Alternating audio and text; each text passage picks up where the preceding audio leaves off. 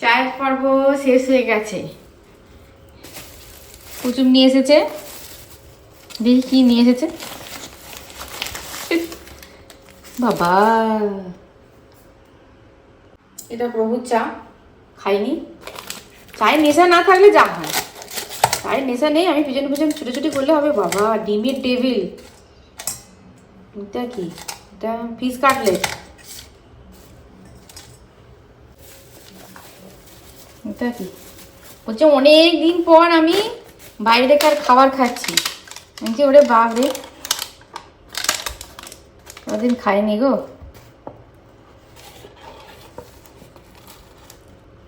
Chicken চাও।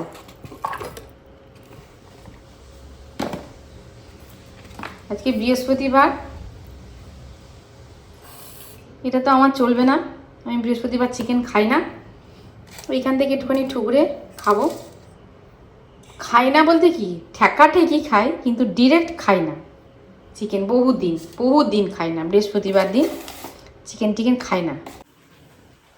শুভ সন্ধ্যা বন্ধুরা। ভিডিওটা যেখানে শেষ করেছিলাম, আগের ভিডিওটা, তার কিছুক্ষণ পর থেকে মাসিমণি আজকে সন্ধ্যা দিয়েছে আর প্রভু আজকে ধুনোটাকে রেডি করে দিয়েছে।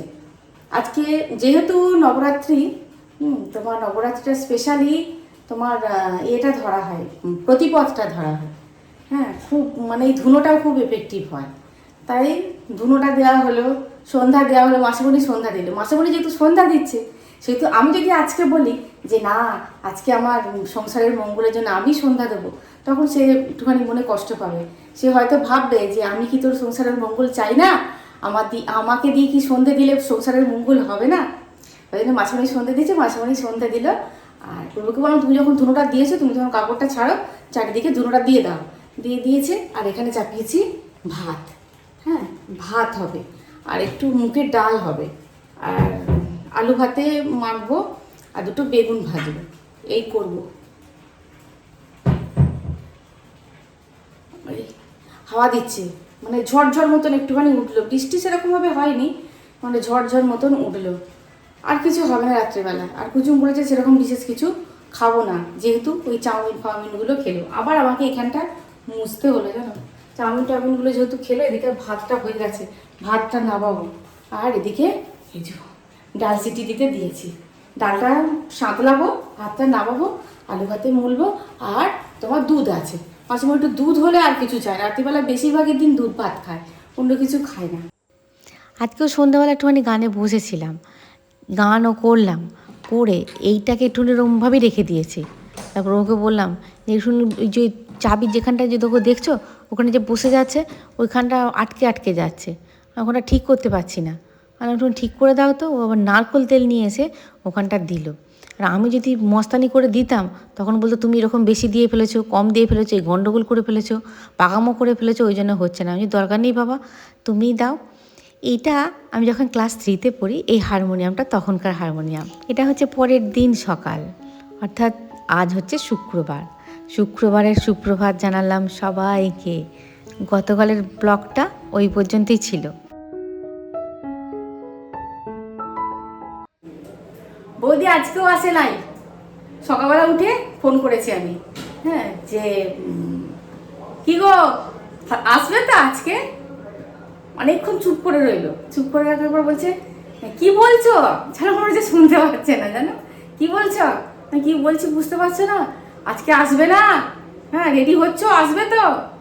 না শোনো না বোন, শোনো না, বেয়াই ছাড়ছে না। আমি বেয়াই ছাড়ছে না? বেয়ান জানে তো বেয়াই ছাড়ছে না। তা তোমার বেয়ানকে আমি জানাচ্ছি। হ্যাঁ, বেয়াই ধরে রেখে দিয়েছে। তুমি না খুব ইয়ার্কি করো। এইসব বেয়াই বলছে আর কি, চলে যাবেন, আজকের দিনটা থাকুন, আজকের এই বেলাটা থাকুন, বিকেলবেলায় যাবেন। হ্যাঁ, পুজো আর্চা হলো, কি খেলেন না খেলেন দেখতেও পেলাম না। মা, তুমি খাচ্ছ, তোমার বেয়াই দেখছে, বেয়ান জানে তো। এই নে আমার মাসি, আমি প্রভু আসছে, বলছে না না, এমনি সবাই তো ভালোবাসে, তুমি তো জানো ওদের বাড়ি সবাই ভালোবাসে, আমাকে গেলে ছাড়তে চায় না। হ্যাঁ, তা আমি বোন তুমি এই বেলাটা মোটামুটি করে নাও, আমি বিকেলবেলায় যাচ্ছি। আমি বিকেলবেলায় সোনা বৌদি কি কাজ থাকবে? কিছুই কাজ থাকবে না, চলো। আজকে হবে খাসির মাংস। মাসিমণি চলে যাবে, মাসিমণিকে আটকে রেখে দিয়েছি। হ্যাঁ, আমার আমাদের ওখানে বিলে বাবার পুজো হয়, মানে খুব জাগ্রত। বিলে বাবার পুজো হচ্ছে শনিবার দিন, মানে আগামীকাল পুজো হবে। মাসিমণি বললো না থাকলে হবে না, আটকে রেখে দিলাম। মাসিমণির শরীরটা একটুখানি খারাপ ছিল, আমি দাঁড়াও খাসির মাংস খেয়ে তারপরে যাবে। আজকে এনেছি খাসি। আর প্রভু বলে যে আমার জন্য বিশেষ কিছু রান্না করতে হবে না, আমি ঝোল আলু খাবো আর মেটে একটা খাবো। আলাম আচ্ছা ঠিক আছে। বলছে তাহলে ডাঁটাগুলো শুধু ডাঁটার ঝাল করে দাও, আর ডিমের কারি করে দাও। আচ্ছা দেখা যাক কতদূর কী করতে পারি। ওটা হয়ে গেছে মোটামুটি, কুটে টুটে নিয়েছি। হ্যাঁ, ওদিকে ভাত চাপিয়ে দিয়েছি আর এদিকে কুটে নিয়েছি, ডাঁটা কুটে নিয়েছি, পেঁয়াজ কুটে নিয়েছি, আদা রসুন কুটে নিয়েছি। হ্যাঁ, মাংসটা ধুতে হবে। চলো, সকালবেলা হয়েছিল ছোলার ডাল, অবশ্যই চটকুনি পড়ে আছে। ছোলার ডালটাকে ভেবেছিল এই শুকিয়ে শুকনো শুকনো করে তারপরে পুর দিয়ে আলুর দম আর একটুখানি ছোলার ডালের পুর দিয়ে কটা লুচি করবো। সময় পারলাম আর হলো না, এতগুলো কাজবাজ করে আর হলো না। বাজে 12টা 5। ইনি বেরোবেন আর ইনি দেখছেন পৃথ্বীজিৎ আর শিবাজি গেছে আন্দামানে, মানে আমি দেখছি আর কি। মাসিনী বলছে দেখ কত মাছ ধরছে। হ্যাঁ,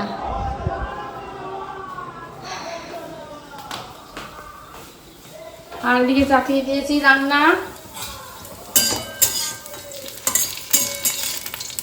চাটা বেশি ভাজলে আবার শুকনো শুকনো হয়ে যায়।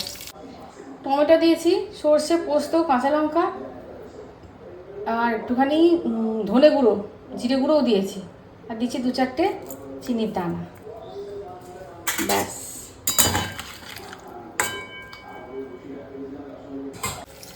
হয়ে গেছে ডাঁটা চচ্চড়ি। একটুখানি সর্ষের তেল দিয়ে নামিয়ে নিতে হয়। ডাঁটাগুলো যখন মোটা হয়ে যায়, ঢাকের কাটি হয়ে যায়, তখন কিন্তু তেঁতুল দিয়ে আচার খুব ভালো হয়। আমার বাবা খেতে খুব ভালোবাসতো, আর সেই আচারটা করতো বড় মাছ বাটি করে দিয়ে আসতো। আর আমার বাবা মাকে বলতো, দেখেছো বৌদি কি সুন্দর আচার বানিয়েছে, ডাঁটার আচার। ব্যাস হয়ে গেছে।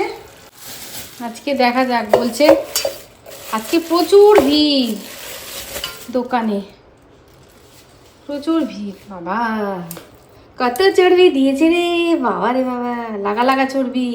চর্বি দেয়নি, ওর গায়ের চর্বি ওগুলো। এমনি খারাপ নয়, মাংসটা ভালোই দিয়েছে। ওটা সেই রেওয়াজি টাইপ। সলিড চর্বি কটা আছে? একটাও তো এই মেটে দেয়নি তো। দিয়েছে, মেটা দিয়েছে, আমার চোখের সামনে দিলাম, দিতে বললাম, একটা দিয়েছে। মাংস খাও, মেটে খেয়ে কি হয়তো 1 পিস খাবে। এখন মেপে ঝুপে তেল দিয়ে রান্না করি, কিন্তু মাংসই তো তেল লাগবে। তবে খুব চর্বি লাগা মাংস দিয়েছে, মাংসটাই খুব সাবধানে তেল দিতে হবে, নাহলে ওই মাংসটা খাওয়া যাবে না। আর এই দোকানটা এত ভালো মাংস দেয়, যেরকম চা হয় সেরকমই পাওয়া যায়। কিন্তু অল্প মাংস নিয়েছি তো, বলছে শেষের দিকে, আর ওইটুকু মাংসের জন্য কি আবার নতুন করে খাসি কাটবে? সুতরাং যা ছিল তাই নিতে হলো। একটুখানি কচি খাসি হলে ভালো হয়, আর তোমার একটু বড় হয়ে গেছে খাসিটা। যাই হোক, তেল ছিল না, তেলটা ঢেলে নিলাম।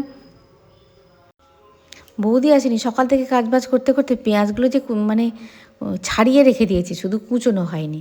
এই পেঁয়াজ কাটার মেশিনটা অনেক দিন পর ব্যবহার করলাম।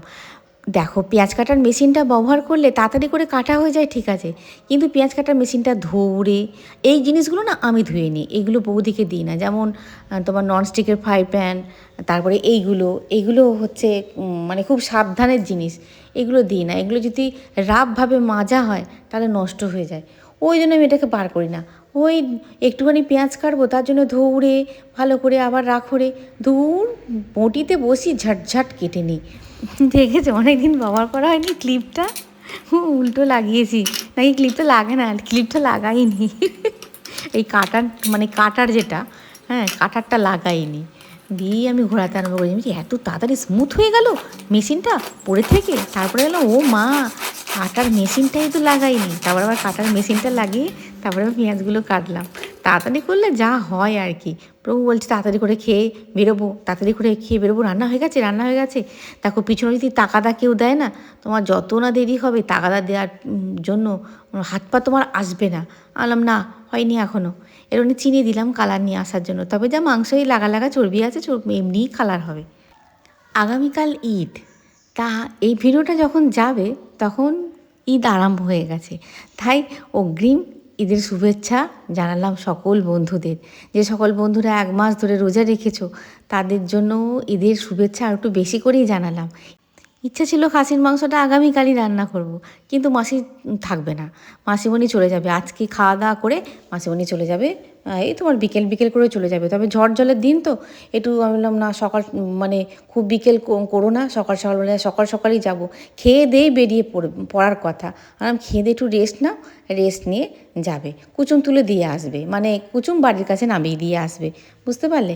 আর টোটো অটো ধরে, বয়স হচ্ছে তো টোটো অটো ধরে যা হোক করে চলে আসে, কিন্তু মানে চিন্তা হয়, হাত পায়ের ঠিক নেই, বয়সও হয়েছে, যতদিন পারছে আসছে।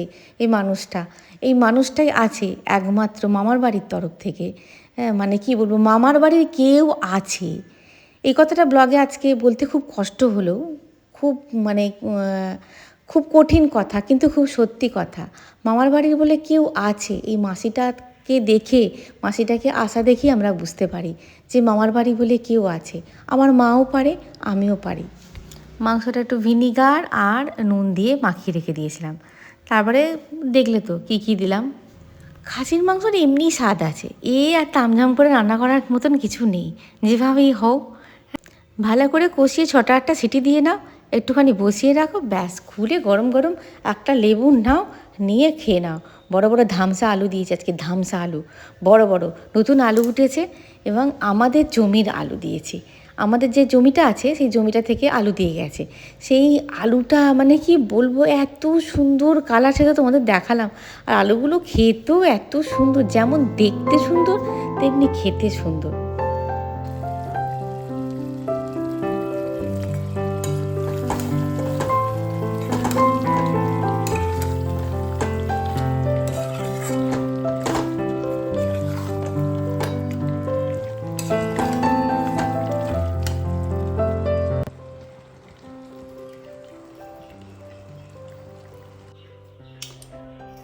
তবু ডিমের কারি আজকে শুকনো লঙ্কা ফোড়ন দিয়ে, একটু জিরে ফোড়ন দিয়ে করেছি। এই যে ডাঁটার ঝাল, রসটা নিচে চলে গেছে। আর এই যে বললাম না চর্বি ছিল, গায়ে লাগা চর্বিগুলো খুলে এমন হয়েছে, নাহলে এত তেল আমি দিই না। খাসির মাংসতে অল্পই তেল দিই, মুরগির মাংসতে বরঞ্চ একটু তেল দিই। বেরিয়েছে চর্বি থেকে তেল বেরিয়েছে। আজকেও মেঘ করছে, আকাশের অবস্থা খুব খারাপ। রান্নাঘর পরিষ্কার করে নিই। বাতি কুচু মেনেছিল সেদিনকে, দেখো দুটো লাল আর একটা সবুজ বাতি। ওর বাবা বলছে লাল বাতি নিয়ে আসতে আছে, লাল বাতি। বলছে কেন, লাল বাতি কী হয়? বলছে না, লাল বাতি জ্বালাতে নেই। হ্যাঁ, বলে না, শুনিস না, লাল বাতি জ্বলে গেছে। আর দেখেছো মা লক্ষ্মী ছড়াছড়ি খুচরো পয়সা। এটাকে যে জড়ো করলে কত হবে, বিন্দু বিন্দু সিন্ধু হয়, এরা জানে না। খুচরো পয়সা একটা ভাবছি করবো, ওই ভাঁড় করবো, ভাঁড়। আর গতকাল ফুলগুলো দিয়েছিলাম, ওয়েদার ঠান্ডা বলে দেখো একদম টাটকা একদম সতেজ আছে। বাতিটাকে এখানেই রাখি, কারেন্ট চলে যাচ্ছে, একটুখানি ঝড় উঠলেই কারেন্ট চলে যাচ্ছে। এরকম 4-5টা বাতি এনে রেখে দিয়েছি। আকাশের ওয়েদার খুব একটা ভালো নয়, জানলা বন্ধ করে দিয়েছি। আর এই যে সব সরিয়ে নিয়েছি। এই কটা বাসন এখানেই মাজবো, আর রান্নাঘর তারপরে পরিষ্কার করে নেবো। রান্নাঘর পরিষ্কার করে নিলেই মোটামুটি রান্নাঘর থেকে ছুটি। এই কটা শুধু এখানে মাজবো, বাকি সব টেনে নিয়ে গিয়ে কলতলায়, বাইরে আমাদের কলতলায় নিয়ে চলে গেছি। আমি খুব একটা বেসিনে বাসন মাজি না। বেসিনে বাসন মাজলে কী হয় বলো তো, এই জল নাই প্লায়ে বয়ে আসে, প্লাই নষ্ট হয়ে যায়। ওই জন্য আমি বেশিরভাগ বাসনই বাইরে মাজি।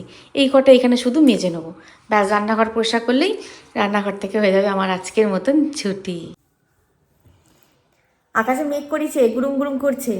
হ্যাঁ, এই এখন 2-4 দিন হয়, চৈত্র মাসে হয় এরকম। যত শুকনো পাতা আছে ঝরিয়ে দেয়, আবার নতুন, মানে পুরনোকে বিদায় দিতেই হয়, নতুনের আগমন করতেই হয়। মাসিমণি চলে গেল। তোমরা হয়তো বললো তুমি তো দেখালে না মাসিমণি চলে গেল। ফোনটায় 1 ফোঁটা চার্জ ছিল না, ফোনটা চার্জ দিলাম, নাহলে এই আজকে যে ভিডিওটা ছাড়বো তোমাদেরকে ছাড়তে পারবো না, জানি না আকাশের ওয়েদার খারাপ, ওয়াইফাই কি দেবে বুঝতে পারছি না। তা যাই হোক, তোমার ছিল তো মানুষটা, আমার চা করবো, চা খাবি, চা আমাকে করতে হয়নি, মাসিমণি চা করেছে এতদিন, চা খেয়েছে। আর ওই তো টুকটুক করে কাপড় জামাগুলো তুলে নিয়ে আসতো, পুজোটা করতো। হ্যাঁ, বসতে পারে না, কুটনো করতে পারে না, পা কোমরটা ভেঙে যাওয়ার পর হ্যাঁ মানে মাটিতে বসতে পারে না।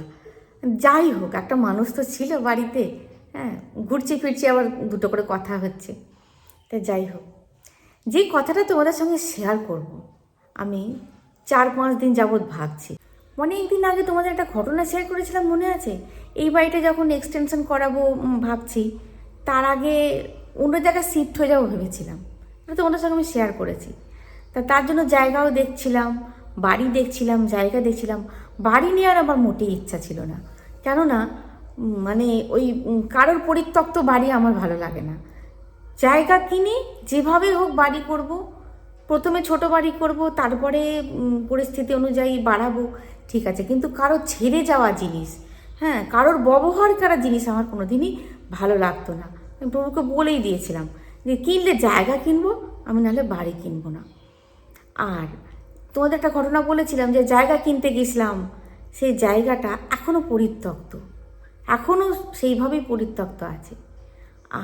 আর একটা ঘটনা, মানে আর একটা জায়গা তোমাদের বলেছিলাম, আমার বাপের বাড়ির একটা জায়গা, সেটাও পরিত্যক্ত।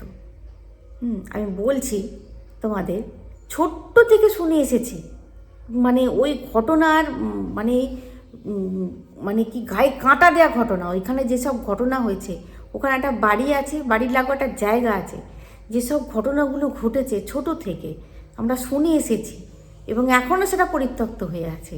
মানে সেই ঘটনাগুলো তুমি যদি, আমি মুখে তো বলতেই পারবো না, যদি কেউ শোনে সে রাত্রে ঘুমোতে পারবে না, এমন ঘটনা, এমন ঘটনা মানে ওখানে ঘটেছে। এটা সবাই জানে, সবাই, শুধু আমি বলে নয়, সবাই জানে। প্রায় 3-4 দিন আগে আমার বাপের বাড়ি থেকে এক কাকু এসেছিল আমার বাড়িতে, এখানে এলো।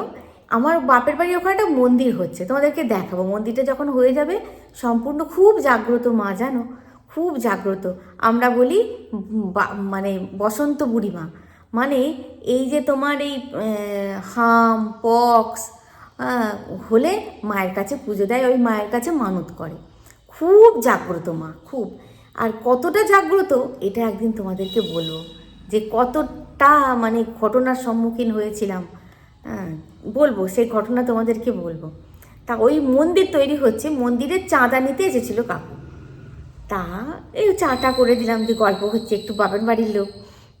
আচ্ছা, কথোপকথন হতে হতেই মানে যে জায়গাটার কথা বলবো, ওর আশেপাশেই ঘটনাটা কাকু বলছে আমাকে, আমি শুনছি।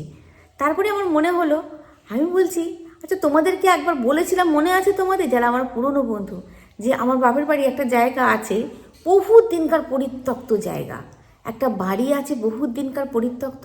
সেই বাড়িতে একটা ঘটনা আমার সঙ্গেও হয়েছিল, সেটাও আমি তোমাদেরকে শেয়ার করেছিলাম। আর ওই লাগোয় একটা পরিত্যক্ত জায়গা আছে, মানে বাড়িটাও পরিত্যক্ত, কেউ বসবাস করতে পারেনি আজ পর্যন্ত, জায়গাটাও পরিত্যক্ত। তা আমি ঘটনাক্রমে জিজ্ঞাসা করলাম যে কাকু জায়গাটা ওরমভাবে পড়ে আছে, বিক্রি হয়নি? বললো হ্যাঁ, বছর 4 আগে একজন নিয়েছিল, হ্যাঁ কিনেছিল শুনলাম। তার 6 মাস 5-6 আগে তার আর একটা নতুন বাড়ি হয়, মানে ওখানে কি একটা করবে, কারখানা করবে না কি একটা করবে বলে নিয়েছিল ভদ্রলোক। তার মাস 5-6 আগে তার একটা নতুন বাড়ি তৈরি হয়। সেই বাড়িটার গৃহপ্রবেশের দিন উনি নাকি অ্যাক্সিডেন্ট করে মারা যান। ওই সর্বনাশ। বলছি যখনই বাড়িটা কিনেছিল তখনই কিন্তু ওনাকে সবাই মানে করেছিল যে আপনি বাড়িটা বলছি, জায়গাটা যখন কিনেছিল তখন ওনাকে সবাই সাবধান করেছিল, জায়গাটা কিনলেন, জায়গাটা কী করতে কিনলেন? আসলে উটকো লোক তো জানে না জায়গাটা কী করতে কিনলেন, কিনে ফেলেছে। কিন্তু সবাই তো মানে না, সব কিছু না, সবাই মানে না, ব্যাস ছিল কপালে।